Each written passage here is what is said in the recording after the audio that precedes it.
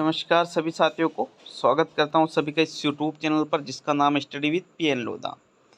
देखिएगा, राजस्थान जीके की जो टेस्ट सीरीज हमने चला रखी है साथियों यूट्यूब पर, उसमें आज हम टेस्ट संख्या 21 को हल करने वाले हैं। इसके पहले के 20 जो टेस्ट है उसकी मैंने प्लेलिस्ट बना रखी है, तो बिल्कुल आप चैनल पर जाकर के प्लेलिस्ट में जाइए, वहाँ पर आपको पिछले 20 जो टेस्ट है वो मिल जाएंगे साथियों। सभी इसकी जो पीडीएफ वगैरह है, राजस्थान का भूगोल हमने जो पूरा पढ़ा है उसकी पूरी पीडीएफ मैंने study with PN Lodha application पर डाल दी है, तो वहाँ जाकर आप पीडीएफ देख सकते हो।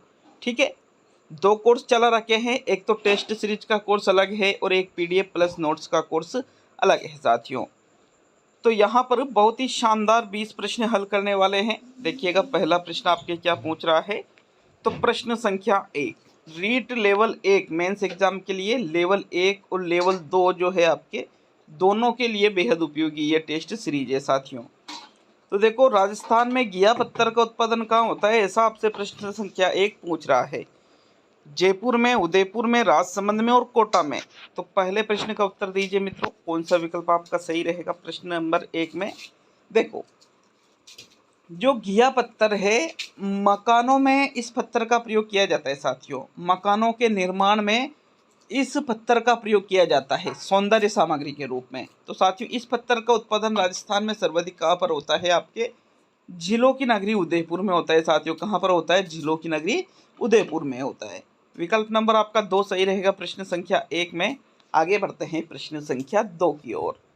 दूसरा प्रश्न देखेंगे आपके प्रश्न संख्या 2 क्या है साथियों। दूसरा प्रश्न है, ग्रेनाइट सिटी किसे कहा जाता है। बाड़मेर को, नागौर को, जालौर को और सिरोही को। तो इनमें से किसको ग्रेनाइट सिटी कहा जाता है साथियों, प्रश्न संख्या 2 में बताइएगा। देखो, दूसरे प्रश्न में जो आपके सही उत्तर है, ग्रेनाइट सिटी किसको कहा जाता है, जालोर को कहा जाता है। किसको कहा जाता है, ग्रेनाइट सिटी जालोर को कहा जाता है। मैंने आपको हर एक चीज़ ये पढ़ा रखी है साथियों, जो पढ़ा रखा है उसी में से टेस्ट चल रहे हैं आपके अभी। देखो, जो जालोर जिला है, यहाँ पर गुलाबी रंग का ग्रेनाइट पाया जाता है। कैसे रंग का ग्रेनाइट पाया जाता है, गुलाबी रंग का ग्रेनाइट कहाँ पर पाया जाता है, जालोर में। और जालोर को क्या कहा जाता है, ग्रेनाइट सिटी कहा जाता है साथियों। तो विकल्प नंबर आपका जो 3 है, जालोर, वो प्रश्न संख्या 2 का सही आंसर है। आगे बढ़ते हैं साथियों प्रश्न संख्या 3 की ओर। तीसरा प्रश्न देख लेंगे आपके प्रश्न संख्या 3 क्या है। इनमें से असुमेलित है, red stone Dholpur, tungsten Nagaur, lime stone या चूना पत्थर चित्तौड़गढ़ और बलुआ पत्थर बीकानेर। तो साथियों, प्रश्न संख्या 3 में बताओ भाई, कौन सा विकल्प आपका सही रहेगा। इनमें से कौन सा असुमेलित मतलब गलत आपको लग रहा है। तो तीसरा जो प्रश्न है, इसमें आपको सही आंसर बताना है। और प्रश्न संख्या 3 में जो आपके सही उत्तर है, इनमें से कौन सा असुमेलित है। तो साथियों देखो, रेड स्टोन का मतलब होता है लाल पत्थर। रेड स्टोन मतलब लाल पत्थर होता है। तो जो आपके धौलपुर जिला है, ये बिल्कुल लाल पत्थर के लिए प्रसिद्ध है साथियों। टंगस्टन के लिए नागौर जाना जाता है। लाइम स्टोन और बलुआ पत्थर, इनमें से आपका एक आंसर रहेगा। तो फिर तो प्रश्न संख्या 3 में जो आपके सही उत्तर है वो रहेगा आपके विकल्प नंबर 4 साथियों। बलुआ पत्थर बीकानेर में नहीं पाया जाता है। लाइम स्टोन या चूना पत्थर तो चित्तौड़ में पाया जाता है। विकल्प 4 आपके सही है प्रश्न 3 में। आपके इस पेपर में 1/3 माइनस मार्किंग है साथियों। जितने प्रश्न आप सही करते हो उसका 1/3 आप माइनस करके ही कमेंट करना कि सर हमारे इतने प्रश्न सही हुए हैं। तो देखिएगा, प्रश्न संख्या 4 की ओर बढ़ेंगे। चौथा प्रश्न आपसे क्या पूछ रहा है, प्रश्न नंबर 4 है, राजस्थान में प्रथम खनिज नीति कब आई थी। 1952 में, 1976 में, 1978 में और 1980 में। साथियों, प्रथम खनिज नीति की बात की जा रही है। तो बताइए प्रश्न नंबर 4 पर। देखो, मैं आपको बता दूं, जो हमारी application study with PN Lodha के नाम से, उसमें 2 तरह के कोर्सेज चला रखे हैं। कौन कौन से, एक तो टेस्ट सीरीज का कोर्स है एग्जाम तक साथियों। एग्जाम तक ऑल सब्जेक्ट की जो टेस्ट सीरीज है आपको 99 रुपीज़ में प्रोवाइड करवाई जा रही है। All subject level 1 plus level 2। और जितने भी पीडीएफ यहाँ पर जो क्लासेज चल रही है, टेस्ट सीरीज चल रही है, जितने भी नोट्स है, तो उनकी पीडीएफ आपको कहाँ पर प्रोवाइड करवाई जा रही है साथियों। जो अभी मैंने कोर्स लॉन्च किया है, तो उसको उस कोर्स में ही आपको संपूर्ण पीडीएफ वगैरह उसमें दी जाएगी साथियों। ठीक है, प्रश्न नंबर 4 में देखो आंसर देखें तो राजस्थान में जो प्रथम खनिज नीति आई थी वो आई थी 1978 में। कब आई थी मित्रों, 1978 में आई थी। तो विकल्प 3 आपके प्रश्न संख्या 4 का सही आंसर है। बढ़ेंगे 5वें प्रश्न की ओर। प्रश्न नंबर 5 क्या है? हरी अग्नि किस खनिज को कहा जाता है? लिग्नाइट को, फेल्सपार को, जिप्सम को और पन्ना को। तो इनमें से किसको हरी अग्नि के नाम से जाना जाता है? देखो 5वें प्रश्न में जो आपके सही उत्तर है हरी अग्नि, इनमें से किसको कहा जाता है? साथियों देखो ग्रीन फायर भी इसको इंग्लिश में कहते हैं और हिंदी में इसको क्या कहते हैं भाई? इंग्लिश में तो इसको कहेंगे ग्रीन फायर और हिंदी में हरी अग्नि। तो साथियों यहाँ पर ये जो खनिज है वो है पन्ना। देखो आपने बहुत से जो सेठ साहूकार लोग होते हैं वो एक अंगूठी पहनते हैं साथियों पन्ना की। पन्ना, हीरा, तांबड़ा, तो इस प्रकार के जो विशेष पत्थर है उन पत्थरों से निर्मित अंगूठियां ये लोग पहनते हैं जिनके पास कुछ ज़्यादा संपत्ति होती है। सेठ साहूकार लोगों की मैं बात कर रहा हूँ साथियों, अपने जैसे लोगों के लिए ये चीज़ें नहीं होती है। तो विकल्प नंबर 4 आपके प्रश्न संख्या 5 में सही है। आगे बढ़ेंगे प्रश्न संख्या 6 की ओर। तो छठा प्रश्न देख लेंगे आपके प्रश्न संख्या 6 क्या पूछ रहा है। छठा प्रश्न साथियों, राजस्थान में वोलेस्टोनाइट का सर्वाधिक, अरे थोड़ा प्रश्न टाइपिंग मिस्टेक हो गया, मैंने प्रश्न टाइप किया था राजस्थान में वोलेस्टोनाइट का सर्वाधिक उत्पादन कहाँ होता है? सर्वाधिक उत्पादन कहाँ होता है? तो इस प्रकार से प्रश्न था। आबू क्षेत्र, माही क्षेत्र, जावर क्षेत्र और डेगाना क्षेत्र। सीधी सी बात है जो आपके राजस्थान राज्य है इसमें वोलेस्टोनाइट जो खनिज है वो सर्वाधिक कहाँ पर उत्पादित होता है या इसका उत्पादन सर्वाधिक कहाँ पर होता है? तो साथियों प्रश्न नंबर 6 में सही उत्तर बताओ भाई, कौन सा विकल्प आपका छठे प्रश्न का सही आंसर है? तो साथियों छठे प्रश्न में जो आपके सही उत्तर है जो वोलेस्टोनाइट नाम का जो खनिज है साथियों, ये आपके सिरोही जिले में जो क्षेत्र पड़ता है कौन सा? आबू क्षेत्र। कौन सा क्षेत्र साथियों? आबू क्षेत्र। तो इस आबू क्षेत्र में ही वोलेस्टोनाइट सर्वाधिक उत्पादित होता है राजस्थान में। विकल्प 1 आपके प्रश्न संख्या 6 का सही उत्तर है। चलिए आगे बढ़ेंगे प्रश्न नंबर 7 की ओर। तो 7वां प्रश्न देखेंगे। प्रश्न संख्या 7 में क्या पूछ रहा है? राजस्थान में ऊर्जा संसाधनों को मुख्यतः कितने भागों में बांटा गया है? 1, 2, 3 और 4। तो देखो राजस्थान के जो ऊर्जा संसाधन है हमने इस टॉपिक को भी पूरा पढ़ लिया था साथियों। खनिज वाला जो पार्ट है उसके टेस्ट सीरीज वहाँ तक पूरी हो चुकी है। तो 6 प्रश्न ही उससे बन रहे थे क्योंकि इसके पहले की जो वीडियो है उसमें भी हमने खनिजों के प्रश्न देख लिए थे। तो खनिजों के बाद में हमने जो टॉपिक पढ़ा था वो था ऊर्जा संसाधन वाला, राजस्थान के ऊर्जा संसाधन। तो नवीकरणीय, अनवीकरणीय साथियों ये 2 प्रकार के ऊर्जा संसाधन होते हैं। इनको हम परंपरागत और गैर परंपरागत ऊर्जा संसाधन भी कहते हैं। विकल्प नंबर 2 आपके सही है। प्रश्न नंबर 7 में राजस्थान में ऊर्जा संसाधनों को मुख्यतः कितने भागों में बांटा गया है? 2 भागों में। कौन कौन से? एक तो ऊर्जा के परंपरागत साधन और एक ऊर्जा के गैर परंपरागत साधन। तो सेकंड विकल्प आपके प्रश्न नंबर 7 में सही है। बढ़ते हैं प्रश्न संख्या 8 की ओर। 8वां प्रश्न देख लेंगे आपके प्रश्न नंबर 8 साथियों। वह ऊर्जा संसाधन जिनका प्रयोग केवल एक ही बार किया जा सकता है ऊर्जा के रिक्त स्थान संसाधन कहते हैं। परंपरागत साधन, गैर परंपरागत साधन दोनों और इनमें से कोई नहीं। तो कोई नहीं को तो आप हटा दीजिए, दोनों को भी हटा दीजिए क्योंकि परंपरागत साधन और गैर परंपरागत साधनों में बहुत ज़्यादा अंतर होता है साथियों। तो 8वें प्रश्न में सही आंसर बताइए, कौन सा विकल्प आपका प्रश्न संख्या 8 में सही उत्तर होगा। देखो वह ऊर्जा के संसाधन जिनका प्रयोग क्या हो रहा है केवल एक ही बार किया जा सकता है। जैसा आपने गाड़ी में पेट्रोल डलवाया, ठीक है, क्या करवाया? गाड़ी में पेट्रोल डलवाया आपने। अब पेट्रोल मान लीजिए आपने 1 लीटर पेट्रोल डलवाया साथियों, तो उस 1 लीटर पेट्रोल को आपने यूज कर लिया, ख़त्म हो गया, तो आपको दूसरा फिर पेट्रोल डलवाना पड़ेगा। ऐसा नहीं है कि उस पेट्रोल से आपने कुछ और बना लिया, उससे कुछ और बना लिया, तो ऐसा नहीं हो सकता है क्योंकि ये ऊर्जा के परंपरागत संसाधन है। विकल्प 1 आपका प्रश्न नंबर 8 में सही है। ऊर्जा के वह संसाधन जिनका प्रयोग केवल एक ही बार किया जाता है क्या कहलाते हैं? ऊर्जा के परंपरागत साधन कहलाते हैं। चलिए आगे बढ़ेंगे प्रश्न संख्या 9 की ओर। तो 9वां प्रश्न देख लेंगे आपके प्रश्न नंबर 9 क्या है। ऊर्जा के गैर परंपरागत संसाधनों के संबंध में असत्य कथन है। असत्य कथन आपको प्रश्न नंबर 9 में देखना है, ऊर्जा के गैर परंपरागत संसाधनों के बारे में। तो इनको अनवीकरणीय संसाधन भी कहते हैं। एक बार उपयोग करने के बाद ये नष्ट हो जाते हैं। इनके भंडार असीमित होते हैं जैसे जल विद्युत ऊर्जा, तापीय ऊर्जा और आणविक ऊर्जा। तो देखो भाई जो गैर परंपरागत संसाधन हैं इनके संबंध में आपको असत्य कथन बताना है। तो प्रश्न संख्या 9 में बताओ कौन सा विकल्प आपका सही रहेगा। देखो यहाँ पर पहला विकल्प क्या कह रहा है, अनवीकरणीय संसाधन भी कहते हैं। तो भाई गैर परंपरागत जो संसाधन होते हैं इनको तो नवीकरणीय कहते हैं, तो ये गलत। फिर एक बार उपयोग करने के बाद ये नष्ट हो जाते हैं। गैर परंपरागत संसाधन का तो उपयोग अनेक बार किया जा सकता है, ये भी गलत। इनके भंडार असीमित होते हैं, तो गैर परंपरागत संसाधनों के भंडार असीमित होते हैं, बिल्कुल सही बात है। तीसरा विकल्प यहाँ पर ये राइट। जैसे जल ऊर्जा, जल विद्युत ऊर्जा, तापीय ऊर्जा और आणविक ऊर्जा, मतलब प्रश्न में ये मिस्टेक हुई है कि प्रश्न परंपरागत संसाधनों के बारे में पूछा गया था साथियों। ये जो गैर शब्द आगे आ रहा है तो इस वजह से प्रश्न मिस्टेक थी। क्यों?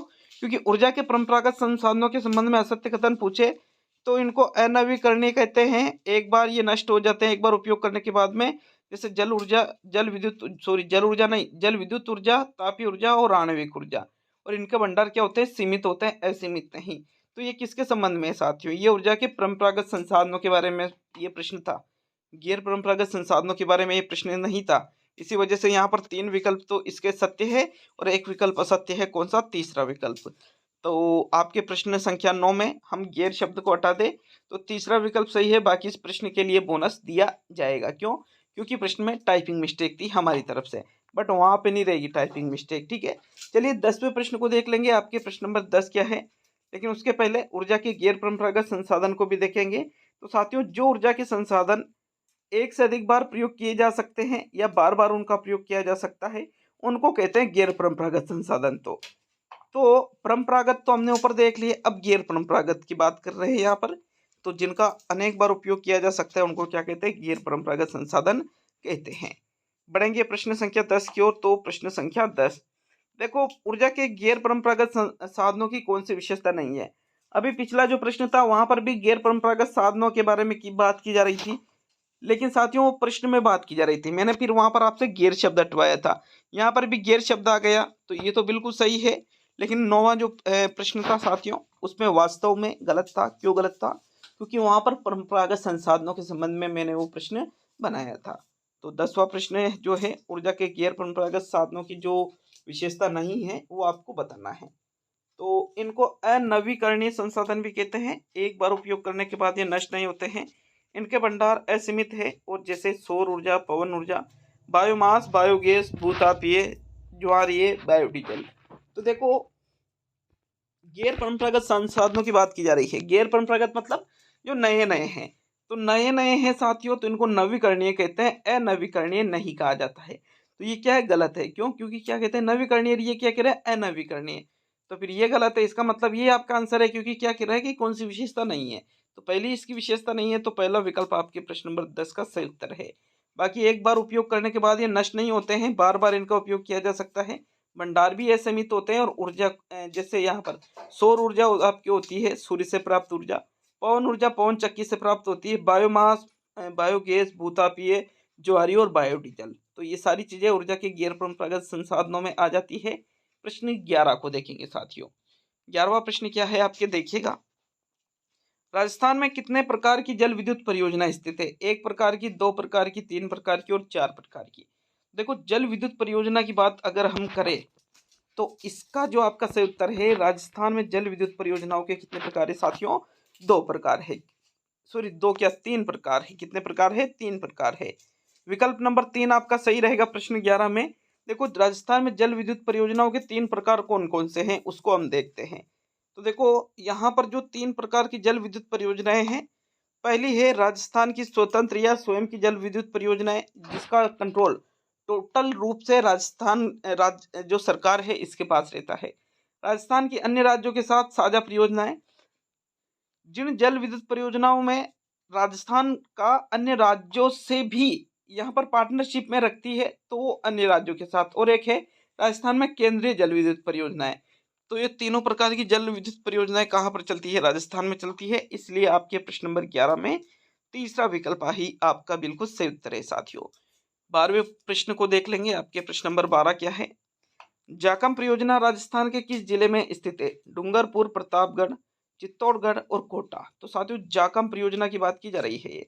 राजस्थान के जिस जिले में जाकम परियोजना स्थित है, तो वो आपके कौन सा जिला है? प्रश्न संख्या 12 में बताओ भाई, कौन सा विकल्प आपका सही रहेगा? तो प्रश्न संख्या 12 में जो सही आंसर है आपके, राजस्थान के कौन से जिले में साथियों? तो इसका सही आंसर देख लेते हैं। तो साथियों 12वें प्रश्न में जो आपके सही आंसर होगा, जागम परियोजना राजस्थान के प्रतापगढ़ जिले में स्थित है। कौन से जिले में स्थित है? प्रतापगढ़ जिले में स्थित है साथियों। विकल्प 2 आपके सही है प्रश्न संख्या 12 में। बढ़ते हैं प्रश्न संख्या 13 की ओर। 13वां प्रश्न देख लेंगे आपके। प्रश्न नंबर 13 में क्या पूछ रहा है? भाखड़ा नांगल परियोजना किन राज्यों की संयुक्त परियोजना है? साथियों ये जल विद्युत परियोजना है, तो एमपी यूपी राजस्थान की है, एमपी पंजाब राजस्थान की है, राजस्थान पंजाब हरियाणा की है, या पंजाब यूपी राजस्थान की है? तो साथियों देखिएगा, ये जो भांगड़ा नांगल परियोजनाएं हैं, ये राजस्थान के अलावा जिन राज्यों की और परियोजना है, तो संयुक्त रूप से ये, एक तो राजस्थान की तो रहेगी रहेगी, ठीक है। तो राजस्थान यहाँ दे रखा है, राजस्थान यहाँ भी है, यहाँ भी है और यहाँ भी है। राजस्थान के साथ ही ये पंजाब की भी है, तो पंजाब यहाँ भी है, यहाँ भी है और यहाँ पर भी है। तो विकल्प एक आपके गलत हो जाता है। अब देखो हरियाणा यूपी की नहीं है साथियों, गलत है ये। इधर भी एमपी की भी नहीं है, बल्कि ये किसकी है? हरियाणा की है। तो तीसरा विकल्प इस प्रकार आपके सही है, राजस्थान पंजाब और हरियाणा की भांगड़ा नागल परियोजना संयुक्त रूप से परियोजना है। विकल्प 3 आपके प्रश्न नंबर 13 में सही है। बढ़ते हैं प्रश्न नंबर 14 की ओर। 14वां प्रश्न देख लेंगे। इसमें देखो जो भांगड़ा नागल परियोजना है, इसमें राजस्थान का हिस्सा कितना है साथियों? 15.52% है। जल विद्युत परियोजना है ये एक। तो चलिए प्रश्न नंबर 14 को देख लेते हैं। आपके प्रश्न नंबर 14 क्या है? चंबल नदी पर बनी परियोजना, जिसको क्या कहा जाता है? चंबल नदी घाटी परियोजना, घाट परियोजना नहीं, घाटी परियोजना, किन राज्यों की संयुक्त परियोजना है? MP Gujarat Rajasthan, MP Gujarat, MP Rajasthan और इनमें से कोई भी नहीं। तो कोई नहीं को तो विकल्प में से हटा दीजिए। देखो भाई, चंबल नदी का संबंध राजस्थान से भी है, तो इसमें दूसरा वाला विकल्प तो राजस्थान में नहीं आ रहा है, तो दूसरे को आप हटा दीजिए। अब एमपी गुजरात राजस्थान या एमपी राजस्थान? तो साथियों इसका जो सही उत्तर है, चंबल नदी पर जो चंबल नदी घाटी परियोजना बनी हुई है, ये एमपी की और राजस्थान की संयुक्त परियोजना है साथियों। किसकी? एमपी की और राजस्थान की। विकल्प 3 आपके प्रश्न नंबर 14 का सही उत्तर होगा। बढ़ते हैं प्रश्न नंबर 15 की ओर। तो देखो यहाँ पर 15वां प्रश्न देखेंगे। चंबल नदी घाटी परियोजना के अंतर्गत कितने बांध बनाए गए हैं? 1, 2, 3, 4। तो देखो सभी को पता होगा, चंबल नदी घाटी जो परियोजना है, इस परियोजना में कुल 4 बांध बनाए गए हैं। कितने बांध बनाए गए साथियों? कुल 4 बांध बनाए गए हैं। मैंने चारों बांध आपको अच्छी तरह से बताए थे कि भाई 3 बांध तो यहाँ पर जल विद्युत से संबंधित है, और एक बांध का संबंध किससे है? पेयजल से है साथियों। किससे है? पेयजल से है। तो इन चारों बांधों को देख लेते हैं, आपके कौन कौन से बांध है। चंबल नदी घाटी पर 4 बांध है, गांधी सागर, राणा प्रताप सागर, जवाहर सागर, कोटा बैराज। इसमें गांधी सागर मध्य प्रदेश में है, और राणा प्रताप सागर, जवाहर सागर, कोटा बैराज ये तीनों कहाँ है? राजस्थान में है साथियों। एक तो रावतभाटा चित्तौड़ में है राणा प्रताप, जवाहर सागर बोरवास कोटा में है, और कोटा बैराज कोटा में है। देखो एक चीज मैं आपको बता दूं, ये जो गांधी सागर है, राणा प्रताप सागर है और जवाहर सागर है, 2 तो राजस्थान में और 1 एमपी में। ये तीनों ही जल विद्युत परियोजनाओं के अंतर्गत आते हैं, जबकि कोटा जो बैराज है ये पेयजल व सिंचाई की दृष्टि से बनाए गए साथियों। और चंबल नदी घाटी परियोजना में राजस्थान और मध्य प्रदेश की हिस्सेदारी कितनी है? 50-50 है, मतलब 50% की पार्टनरशिप है। बिजनेस करते हैं दोनों बहुत ही अच्छे तरीके से, 50-50, ठीक है। चलिए आगे बढ़ेंगे। आपके प्रश्न संख्या 16 को देखेंगे। 16वां प्रश्न है, माही बजाज सागर परियोजना के अंतर्गत माही नदी पर कितने बांध बनाए गए हैं साथियों? 1, 2, 3 और 4। तो प्रश्न संख्या 16 का बताओ भाई, आपके कौन सा विकल्प सही रहेगा? देखो 16वें प्रश्न में माही बजाज सागर जो परियोजना है, इसके अंतर्गत माही नदी पर जितने बांध बनाए गए हैं, उन बांधों की संख्या, जैसा भी हमने चंबल नदी घाटी परियोजना के अंतर्गत राजस्थान और मध्य प्रदेश की ये संयुक्त परियोजना है, ऐसा पढ़ा था। इस पर 4 बांध बनाए गए हैं, फिर ऐसा पढ़ा था। उसी प्रकार माही बजाज सागर परियोजना के अंतर्गत जो माही नदी है, इस पर कितने बांध बनाए गए हैं? 3 बांध बनाए गए साथियों। कितने बांध बनाए गए हैं? 3 बांध। तो विकल्प नंबर आपका 3 सही है प्रश्न नंबर 16 में। देखो इन 3 बांधों को देख लेते हैं। जो माही बजाज सागर परियोजना है, इसके अंतर्गत कौन सी नदी पर है? ये माही नदी पर राजस्थान गुजरात की संयुक्त परियोजनाएं हैं, जिसमें राजस्थान की हिस्सेदारी 45% और गुजरात की हिस्सेदारी 55% है। कौन कौन से बांध है? एक तो माही बजाज सागर बांध बोरखेड़ा बांसवाड़ा में, कटाना बांध गुजरात में, और कागदी पिकअप बांध वापिस बांसवाड़ा में साथियों। तो ये 3 बांध, 2 तो राजस्थान में, मतलब राजस्थान के अंतर्गत कौन से जिले में, बांसवाड़ा में, और एक गुजरात में बनाए गए हैं। तो इस प्रकार से ये जो प्रश्न है आपके प्रश्न संख्या 16, इसका ओनली थर्ड विकल्प ही सही रहेगा साथियों। बढ़ेंगे प्रश्न नंबर 17 की ओर। कमेंट बॉक्स में कमेंट करके जाइए साथियों, कितने प्रश्न टोटल आपके सही होते हैं। टोटल प्रश्नों की संख्या 20 है, 1/3 कम कर लेना, जितने आपके गलत हो रहे ना तो उनमें से भी 1/3 कम कर लेना साथियों। यहाँ पर जो एप्लीकेशन पर जो टेस्ट सीरीज आपके चलाई जा रही है, तो उसमें टेस्ट अटेम्प्ट करने के बाद में व्यू सॉल्यूशन का एक ऑप्शन आता है, व्यू सॉल्यूशन। इसमें आप अपनी रैंक देख सकते हो, कौन सा प्रश्न गलत है, कौन सा प्रश्न सही है, आपने कौन सा लगाया, उसका सॉल्यूशन आ जाएगा। उसकी प्रश्न की व्याख्या नीचे लिखी हुई मिल जाएगी आपको, और साथ ही कितने बच्चों ने वो टेस्ट दिया है, उसमें एवरेज सभी के कितने नंबर आए, आपके कितने नंबर आए, हाईएस्ट कितने नंबर है, तो सारी चीज़ें वहाँ पर मिल जाती है। व्यू सॉल्यूशन में जाया करो आप, ठीक है। तो चलिए 17वां प्रश्न देखेंगे। आपके प्रश्न नंबर 17 क्या है, देखो। प्रश्न नंबर 17 है, वह ऊर्जा जो कोयले, तेल या गैस पर आधारित हो कहलाती है। जलीय ऊर्जा, तापीय ऊर्जा, भूतापीय ऊर्जा और पवन ऊर्जा। तो साथियों 17वां जो प्रश्न है, इसका सही उत्तर बताओ भाई। जो ऊर्जा कोयले, तेल या गैस पर आधारित होती है, उसको क्या कहा जाता है। 17वें प्रश्न में राइट आंसर देख लेते हैं साथियों। जो ऊर्जा कोयले, तेल या गैस पर आधारित होती है, उसको क्या कहा जाता है, तापीय ऊर्जा कहा जाता है भाई। भूतापीय तो अलग होती है, भूतापीय तो आपके यहाँ नवीकरणीय संसाधनों में आ जाती है। तो साथियों विकल्प नंबर आपका 2 सही है। जो ऊर्जा कोयले, तेल या गैस पर आधारित हो, उसको तापीय ऊर्जा के नाम से जाना जाता है। जो कि ऊर्जा के परंपरागत संसाधनों में आती है साथियों, तापीय ऊर्जा, ठीक है। याद रखना, भूतापीय ऊर्जा अलग है, ये तो गैर परंपरागत में है, और तापीय ऊर्जा परंपरागत संसाधनों में आती है। तो चलिए 18वां प्रश्न देख लेंगे। आपके प्रश्न नंबर 18 है, राजस्थान में सर्वाधिक विद्युत का उत्पादन होता है। कोयला आधारित तापीय ऊर्जा से, गैस आधारित तापीय विद्युत ऊर्जा से, तेल आधारित तापीय विद्युत ऊर्जा से, और इनमें से कोई भी नहीं। तो 18वां प्रश्न देख लेंगे। प्रश्न नंबर 18 क्या पूछ रहा है आपसे, देखो। राजस्थान में सर्वाधिक विद्युत का जो उत्पादन होता है, वो आपके इनमें से जो कोयला आधारित तापीय ऊर्जा है, इससे होता है साथियों। आपने देखा होगा कि आपके घरों में जो लाइट आती है ना, अभी राजस्थान के संबंध में कह रहा हूँ मैं, बहुत सारे जो बाहरी राज्य के जो छात्र हैं, उनको भी शायद ये पता होगा साथियों, क्योंकि आप राजस्थान से जुड़े हो। अगर ये चैनल देख रहे हो तो सीधा सा मतलब है आप राजस्थान से जुड़े हो। तो राजस्थान में क्या होता है, अभी कुछ दिनों पहले कोयले की किल्लत आई थी साथियों। कोयले की जो पत्रिका है, दैनिक भास्कर है, राजस्थान पत्रिका है, तो इसके फ्रंट पेज पर ये खबर भी थी कि भाई कोयले की कमी के कारण लाइट की बहुत ज़्यादा कटौती हो गई थी, बिजली की बहुत ज़्यादा कटौती होने लगी थी।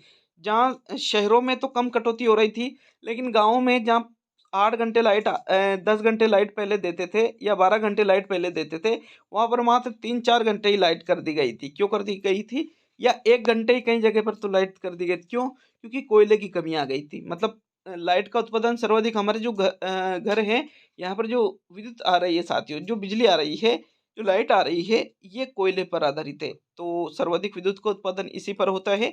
विकल्प 1 आपके प्रश्न 18 में सही रहेगा। बढ़ेंगे प्रश्न नंबर 19 की ओर। 19वां प्रश्न देख लेंगे साथियों। राजस्थान में अधिकांश तापीय परियोजना किस कोयले पर आधारित है। एंथ्रासाइट, बिटुमिनस, लिग्नाइट और पीट। मैंने आपको जब ये टॉपिक पढ़ाया था, तो मैंने आपसे कहा था कि भाई कोयला 4 प्रकार का होता है। एक तो ABLP, ABLP। अपन जब बच्चों को ABCD पढ़ाएंगे मास्टर बनने के बाद में, तो ABLP ABCD पढ़ाएंगे, तो आप यहाँ पर क्या याद रखोगे, ABLP। कोयले का नाम आते ही 4 शब्द आना चाहिए, ABLP। ए सबसे पहले आता है, बी सबसे बाद मतलब बी उसके बाद में, फिर एल इसके बाद में, और पी इसके बाद में, क्रम वाइज जैसा आती हो। तो ए से एंथ्रासाइट, बी से बिटुमिनस, एल से लिग्नाइट और पी से पीट। ये सबसे कमजोर कोयला है, ये सबसे बेस्ट कोयला है। और राजस्थान में जो कोयला है वो है लिग्नाइट प्रकार का। अब राजस्थान में अगर लिग्नाइट प्रकार का कोयला है, तो जितने भी तापीय परियोजना है वो किस कोयले पर आधारित रहेगी, लिग्नाइट कोयले पर। तो तीसरा विकल्प आपके 19वें प्रश्न का सही रहेगा साथियों। अब आज का अंतिम और 20वां प्रश्न देख लेंगे साथियों। प्ले स्टोर से एप्लीकेशन को जरूर डाउनलोड कीजिएगा, क्योंकि ये बहुत ही शानदार मैटर, भाई एप्लीकेशन बनवाई है, किसके लिए बनवाई है, आप लोगों के लिए बनवाई है, तो उसका पूरा यूज जरूर करिए। प्रश्न नंबर 20 में देखते हैं, राजस्थान में कोयले पर आधारित तापीय परियोजनाएं कितने प्रकार की है। 1, 2, 3 और 4। तो देखो, राजस्थान में कोयले पर आधारित जो तापीय परियोजना है, उसका आपको आंसर बताना है। प्ले स्टोर पर आपको study with PN Lodha search करना है, इस नाम से ही आपको जो एप्लीकेशन है वो मिलेगी साथियों। तो 20वें प्रश्न में जो कोयले पर आधारित तापीय परियोजनाएं हैं साथियों, ये 3 प्रकार की है। कितने प्रकार की है? 3 प्रकार की। तो 3 प्रकार की कौन कौन सी है ये देखें। तो एक तो super critical thermal power project है, एक सुपर थर्मल पावर प्रोजेक्ट है, एक आपके थर्मल पावर प्रोजेक्ट है। ये 3 प्रकार की कोयले पर आधारित परियोजनाएं हैं। तो विकल्प आपका 3 सही रहेगा प्रश्न नंबर 20 में। कंप्लीट होता है पेपर नंबर 21। मिलते हैं साथियों अगले वीडियो में। बहुत बहुत धन्यवाद सभी का।